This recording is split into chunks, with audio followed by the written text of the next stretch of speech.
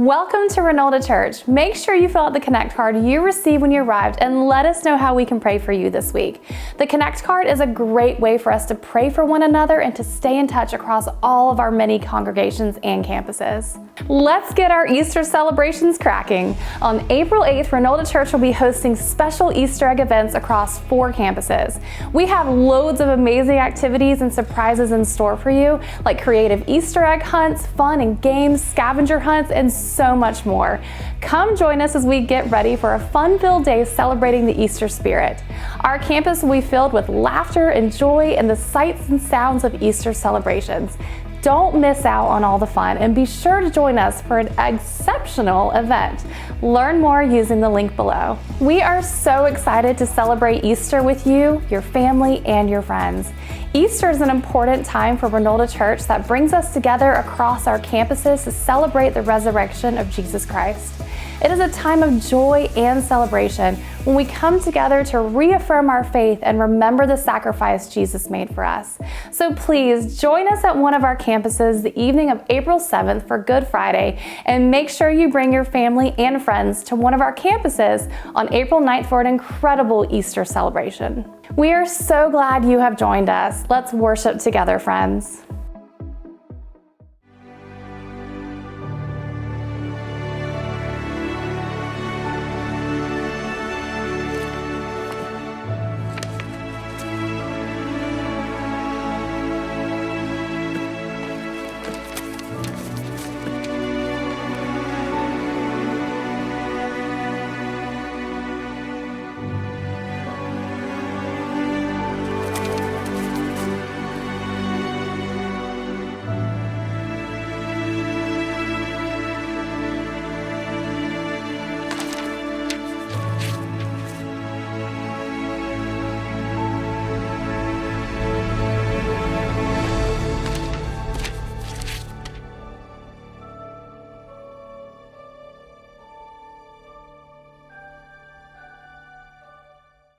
Well, hey there, Renolda Church. April is upon us.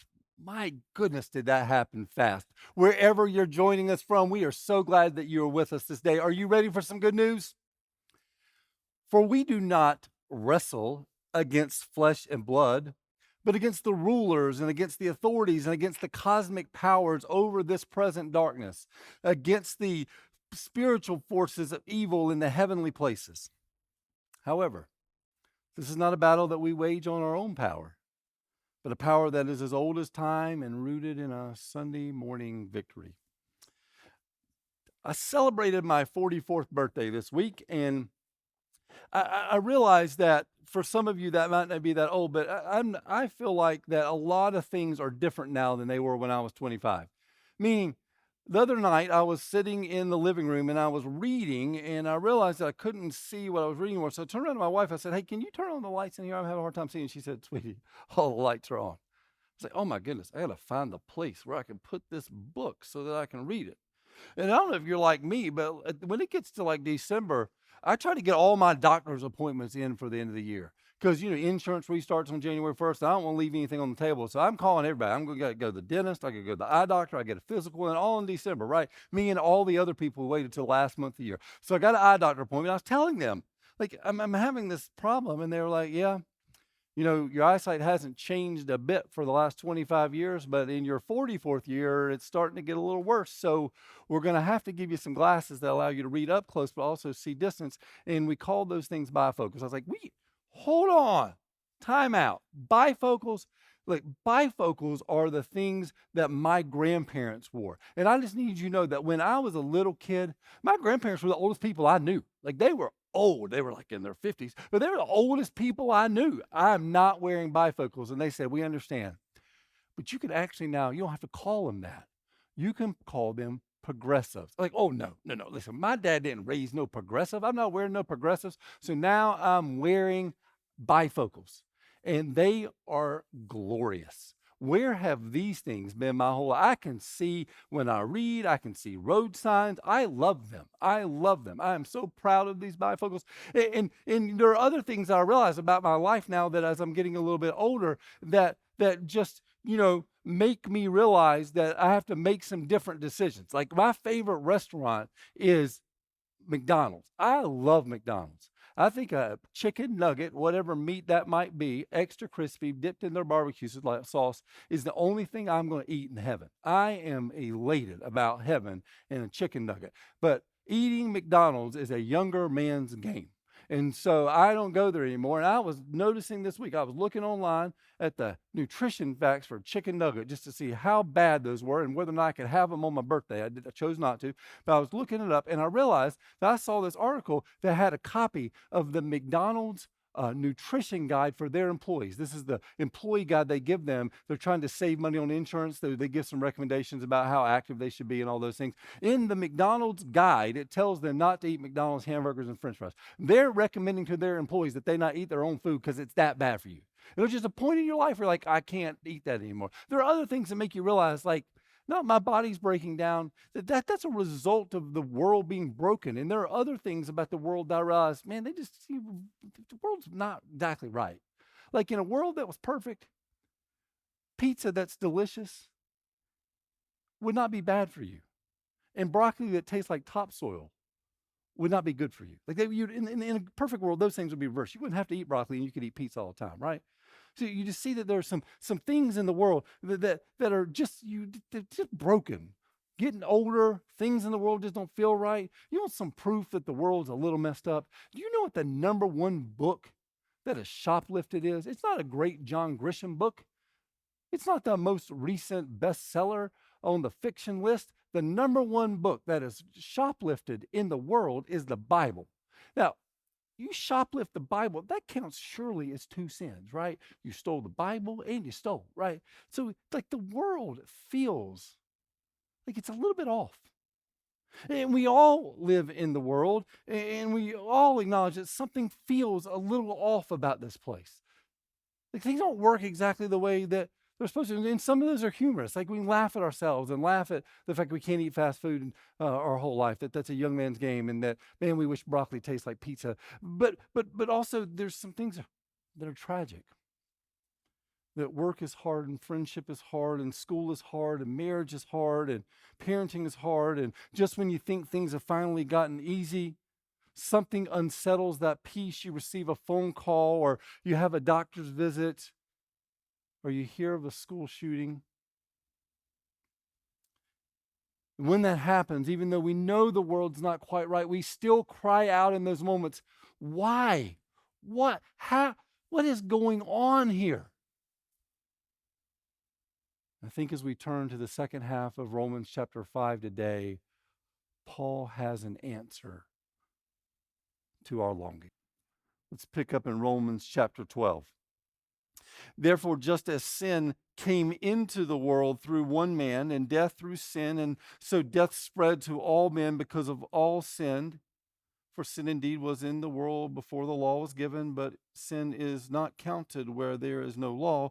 Yet death reigned from Adam to Moses, even though those whose sinning was not like the transgression of Adam, who was a type of the one who was to come. When we're reading the Bible and coming to a theological understanding of what it's teaching us, we always have a decision to make.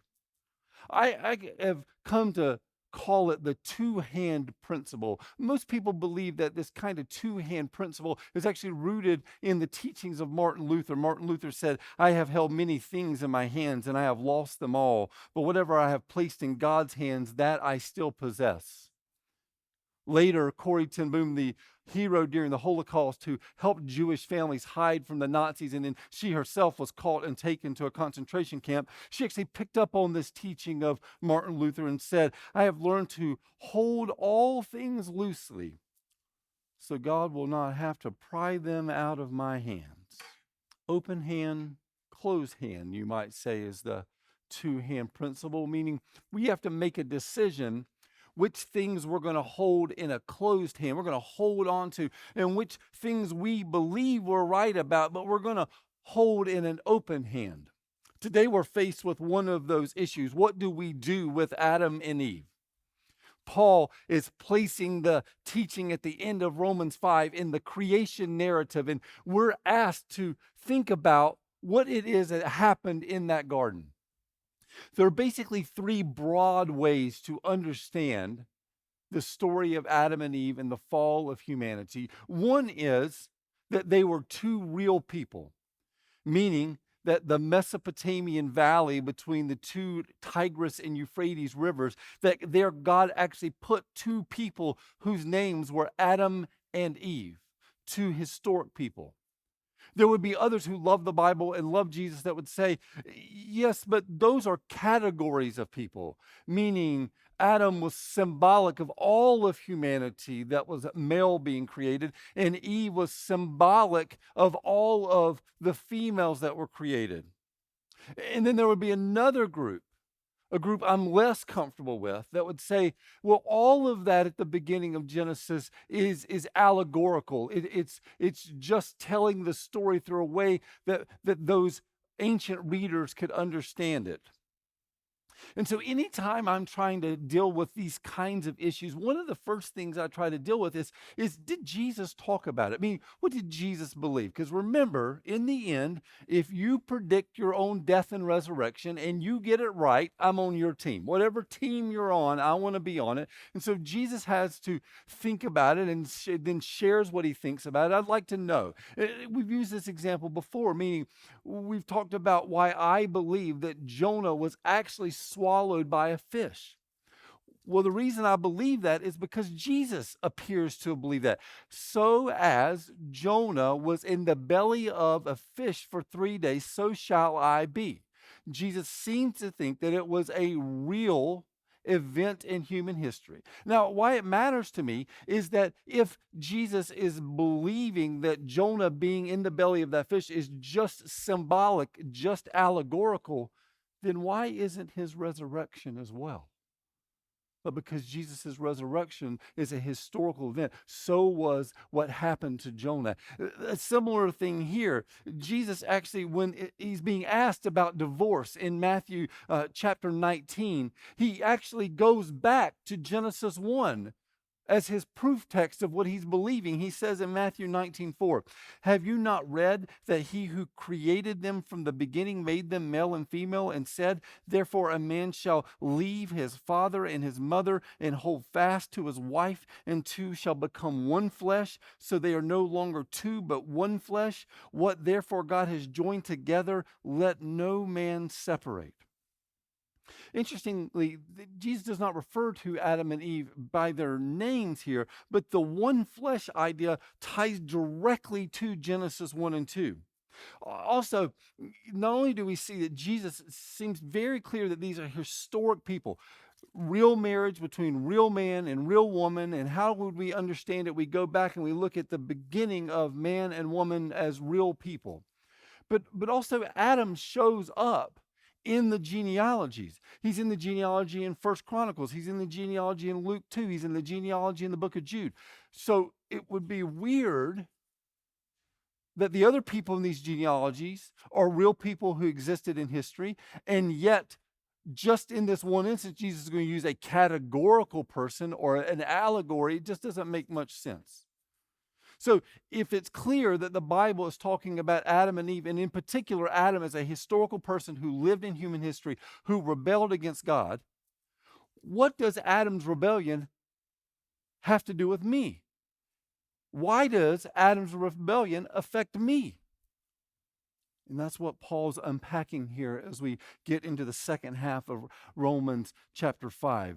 He says, as sin came into the world through one man. So sin entered into the world. God is not the author of sin. Sin was introduced into the world by Adam, his rebellion, his rejection of God's best. So through Adam, Paul continues, death spread to all men because all sinned. So it came through Adam, and now it's in creation. It's everywhere. No one's exempt. No one avoids it. It's in creation. Everyone has now fallen victim to Adam's rebellion and the punishment of Adam's rebellion. Paul continues, even over those whose sinning was not like the transgressions of Adam, meaning even if your sin wasn't like Adam's, Even if your sin was before the law, before Moses, it's your sin. Everybody's rebellion's the same. The flavor might be different, but it's all ice cream. Everybody fell short. And then he says, Adam was a type of the one who was to come. So follow what Paul's doing here. Through Adam, in creation, to everyone. And Adam was a type of the one who was to come, meaning there is one that is the personal answer to this problem. Adam was a type. He was a foreshadow. He was a picture of what was to come. He's comparing two things here. As I've been moving towards my mid-40s, I've tried to be intentional about what I'm eating and trying to be more disciplined about exercising for the last year. And I'm really proud of myself and really proud of the fact that my knees no longer hurt when I get out of bed in the morning, which is fantastic. And I'm sleeping better and I'm not snoring anymore, which means the ridicule from my wife and kids is a lot less. And so I've been proud of that. And so I thought I might, as an illustration, show you a picture of what I look like now when I'm working out. Oh, wait. Well, that's not a picture of me. I don't know if you catch you off guard. Maybe you thought that was me. No, that's Dwayne Johnson. That's The Rock. You see much similarity between me and The Rock? Not really. I mean, we are the same type. We are both dudes, but we're also altogether different, right? No one's calling me in to help rescue anybody. But every movie he's in, he's rescuing somebody. Because although we're the same type, we're altogether different. And so what you end up with is that Adam here is a type of the one to come, but altogether different. And if Adam is not a historic person, if he didn't live and breathe and walk in that garden, if he didn't exist in human history, then sin can be a cosmic problem. Meaning you wouldn't find hardly anybody that would say, listen, this place is as good as it can be. You wouldn't find anyone who would say that about the world. Really, it's secular or believer, right? Non-believer, believer. Everybody would say, listen, this place is a little messed up, right?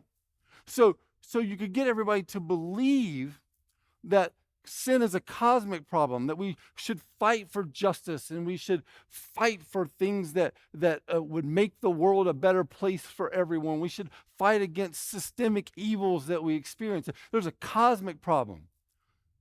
But Adam, as a historic person, necessitates a personal solution. If Adam is not a historic person, sin can be a cosmic problem without being a personal problem. Meaning you'll find lots of people who think the world's a little messed up. But I'm not. If I just find my true identity, if I just discover what I was really created to do, if I just find the truest version of myself, then I actually can help be a solution to the cosmic problem. And Paul's refuting that here. He's saying, yeah, there's a cosmic problem, meaning sin went into the world. It is ingrained in the very fabric of the creation because of the rebellion of Adam. But also the rebellion of Adam fundamentally changed us, those created in God's image, made us his enemy. See, because Adam is a historic person, it explains my personal problems. All of the ways that I don't measure up, all the ways I mess up, all the ways I sin and fall short of the glory of God. It explains my personal problems. It also explains systemic failures. I don't know if you've learned this yet, but governments and institutions make bad saviors. They make bad saviors. So there are personal struggles and systemic failures, and then there's the de-evolution. of creation. Meaning, I don't think anybody would sit around and say, listen, this place is getting a lot better. Like, we are on the verge of greatness. We are on the verge of this thing being the way it was created. Listen, we are one good Wednesday from all things on earth being set right. Instead of, as some might argue, the world evolving, it's devolving. It seems to be unraveling. And the common factor in my personal problems, the institutional problems, the cosmic unraveling, the common denominator, the common factor in those three things seems to be people. Seems to be that Adam began to unravel, and now we're just making a mess. And Paul continues in Romans 5:15. But the free gift is not like the trespass, for if many died through one man's trespass, much more have the grace of God and the free gift by the grace of the one man, Jesus Christ, abounded for many. And the free gift is not like the result that one man's sin, for the judgment allowing one trespass brought condemnation, but the free gift following many trespasses brought justification. For if, because of one man's trespass, death reigned through the one man, much more will those who receive the abundance of grace and the free gift of righteousness reign in life through the one man, Jesus Christ. Therefore, as one trespass led to the condemnation for all men, so one act of righteousness leads to justification and life for all men. See Paul's argument here? Sin came into the world through one man, and all of us suffered because of it. The theological principle is it was imputed, it was given to us. Through the one man's sin entered the world, and all of us became guilty of it because all of us are from the one man. All of us trace our descendancy back to him. And then Paul continues, but the reversal of that sin came also through one man. Paul uses this phrase twice in these verses, much more, meaning, yes, Adam did that, but Jesus did much more. Yes, Adam rebelled, but Jesus did much more.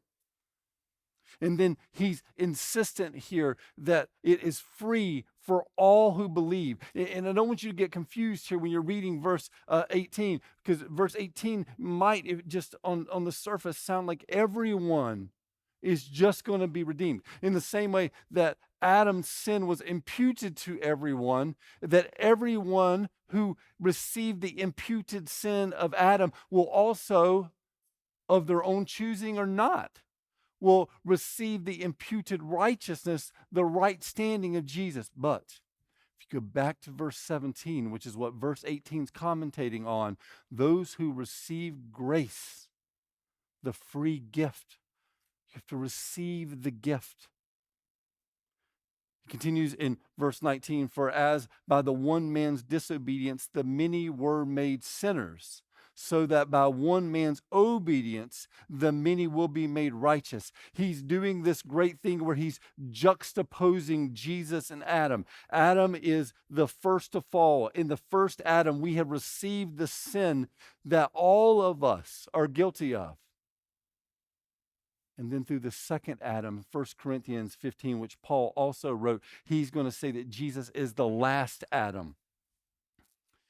And the juxtaposition here is clear. It's not just Jesus versus Adam, where Adam brings sin and Jesus, the last Adam, brings redemption, but it's Jesus against all other gods. You might find people who would say, listen, Jesus is the Christian God. And there are lots of other gods who are making themselves known, lots of other ways to know the God of the universe. And Jesus is the Christian God. He's the way that a particular group of people experience the divine. But there are lots of other ways that other people experience the divine. This text deals with that. Jesus is not the Christian God. Jesus is God. And he proves all of them to be liars, when sin and death could not make a claim on his dead body and he was raised. If if you have authority over sin and death, you are whoever you say you are. And Jesus says, I am in John, because Jesus knows that he is God. Paul concludes here by saying, now the law came in to increase the trespass, but where sin increased, grace abounded all the more, so that as sin reigned in death, grace might also reign through righteousness, leading to eternal life through Jesus Christ our Lord. So you're moving here in this text from imputed sin, Adam's sin that we've received, to imputed righteousness because of Jesus. He's changed our position. The imputed sin of Adam put us outside of God's holiness. Jesus gives us his righteousness, his standing, puts us back in God's holiness. And now we're going to move to the idea of what I might call imparted righteousness. Meaning the idea that because Adam sinned and Jesus reversed it, we now get all of the benefits of Jesus' victory. See, follow the pattern here. Adam, Jesus, then you. There would be people who would try to convince us that it's Adam, you, then Jesus, meaning Adam sinned, you be good, you do your best, and then let Jesus make up the mess. No, this is clear. It's not just believing in God, but also believing on God to become more like Jesus.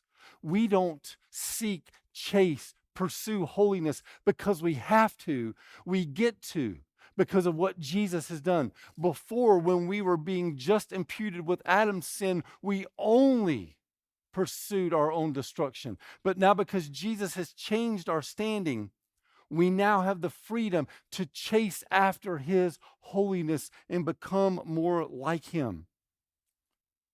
And see, applying Jesus' victory to my life, believing in Jesus' victory in my life, breeds faith and confidence and assurance.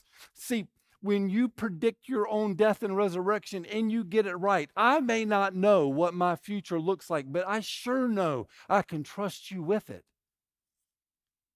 When chaos appears to be reigning around us, I'm going with the guy who was raised from the dead. Adam's sin came to me. Jesus' death changed my standing. And now I, by the power of Jesus' Spirit, run after his goodness so that he can use me in the world. Imputed sin, Jesus' imputed righteousness. And now Jesus has imparted his victory, given it to it, running it through me. Today, this weekend, we start Holy Week. 500 years ago this week. 500 years ago this week. 500 years ago, before the Holy Week of Jesus, a priest by the name of Zechariah is a member of the great synagogue. 500 years before Jesus' Holy Week that we're going to spend this weekend. We've been journeying to Easter. We now come to Palm Sunday. 500 years before that, Zechariah was a member of the great synagogue. That was a council that had been started, 120 men that had been established as a ruling body by Nehemiah.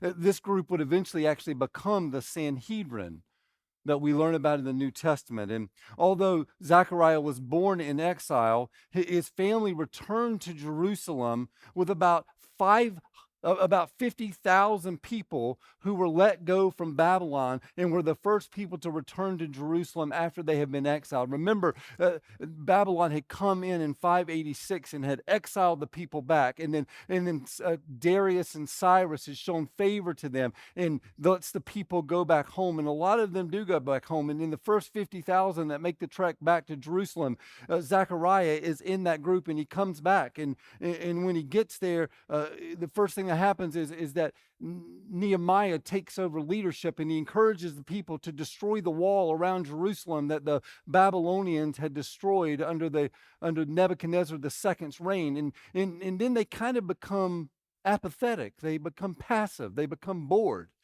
Because after they built back the wall, they were supposed to rebuild the temple. And they just got bored. They started doing other things because they felt like the wall was enough. And so Zechariah actually writes a letter to them. And he writes a letter to them that they needed to get this wall completed, but they need to get the temple rebuilt too. And that construction project's actually going to happen under Ezra. So you can really read Ezra and Nehemiah kind of as one book together. Rebuilding the wall, rebuilding the temple. They're bored of not rebuilding the temple. So Zechariah writes a letter to them. And now he's writing this letter, prophesying during the Persian king Xerxes' reign. So Xerxes in our Bible matters because he's the guy who makes Queen Esther, the queen of Persia. Like that's what's happening at the same time in history here. And so he writes this letter, and he tells them, listen, we got to rebuild the temple, and Ezra's going to lead them to you. And you might wonder, what in the world, Pastor Chris, has that got to do with anything we're talking about today? What in the world does Zechariah, 500 years before Jesus, telling the people to rebuild the temple, what in the world does that have to do with what we're talking about today? Because Zechariah would launch us into Holy Week. Zechariah, in Zechariah chapter 9, verse 9, says this: Rejoice greatly, O daughter of Zion. Rejoice, shout loud, O daughter of Jerusalem. Now he's about to give a prophecy. One of the over 300 prophecies that whoever would make a claim to being the Messiah would have to fulfill. Whoever was going to claim to be the rightful heir to the throne of heaven and earth would have to fulfill all of these prophecies. And Zechariah, in Zechariah 9:9, is about to give one of these. And he says, Behold, your king is coming to you. Righteous and having salvation is he. Humble and mounted on a donkey, on a colt. What is he talking about there? Palm Sunday. We've been on this path to Easter together, and all of you, I hope, have been reading the text where Jesus is, in the Gospel of Luke, turning his attention towards Jerusalem. Like if you were to describe the book of Luke, you would say that unlike in the other Gospels that are giving different portraits, but just as true, but in the book of Luke, he's telling us that Jesus, from the very beginning of his life, he's turned his attention towards Jerusalem. In Luke 2, he's going to be in there. He's going to be teaching the book of Isaiah, and his parents are going to lose him for a couple days. Not great parenting there by Joseph and Mary. Jesus is gone for a little bit. They come back. He's in there. He's teaching the Bible to people. And now at the beginning, he starts there. Now, 30 years later, 20 years later, about 20 years later, he's now back in this same place. Jesus has set his face on Jerusalem, and on Palm Sunday, this Sunday, he finally arrives. And Zechariah predicted that it would happen. And the work that Zechariah is commanding, encouraging, cajoling them to do 500 years earlier, get this temple ready so that when Jesus comes, the temple is ready, so that he can be the Lamb of God that takes away the sins of the world. 500 years after Zechariah prophesies that he'll come in on a donkey, here comes Jesus. He would enter in a gate in Zechariah's rebuilt wall, and the people would gather around him and chant, Hosanna, Hosanna, and wave palm branches and bring in the king. And man, what a week was it going to be for Jesus. The next days, he's going to clear the temple. He's going to instigate an uprising there that suggests that what they're doing isn't what God has called the temple to be. It's not a place where sins are being covered. They've turned it into money changers and gambling, and he goes in there and he cleanses the temple, and then he's going to have a last supper with his disciples. He's going to go to the Garden of Gethsemane where he sweats blood, and he's going to be betrayed by Judas, and they're going to hold an illegal trial, and he's going to be denied by Peter, and then he's going to carry his own cross up the place of the skull, and we're going to meet an unlikely character, a thief. And here, next to Jesus, we may find the very best example of what Paul is trying to illustrate here in Romans 5. One man on one side of Jesus is cursing him, mocking him, berating him, and on the other side, another one asks for forgiveness. Notice what's missing here. There's no sinner's prayer. There's no baptism. There's no spiritual gifts. There's no resume, no degrees, no books written, no fancy job, no suit and tie, no pedigree of a family, no wealth offered, no telling him which sect of the Jewish society he belonged to, no appealing to other powers, no appealing to other authorities. He just looks at Jesus and said, Jesus, will you remember me? We don't know his name, but we all know his failure. He's a thief hanging on a cross. All he had to do was believe. And Jesus says, today you'll be with me in paradise. Adam's sin, Jesus' work, thief going home. He received because he simply believed. People of God, we do not wrestle against flesh and blood. Adam's sin, Jesus' victory. My sin, Jesus' victory. The devil's scheme, Jesus' victory. The devil thought he had destroyed him. The Son of God hung on a cross next to a thief. The devil forgot that the very thing he tried to use to destroy Jesus was the very thing Jesus would use to destroy him. The sword that Goliath pointed at David was the same sword that David would take and cut off the giant's head.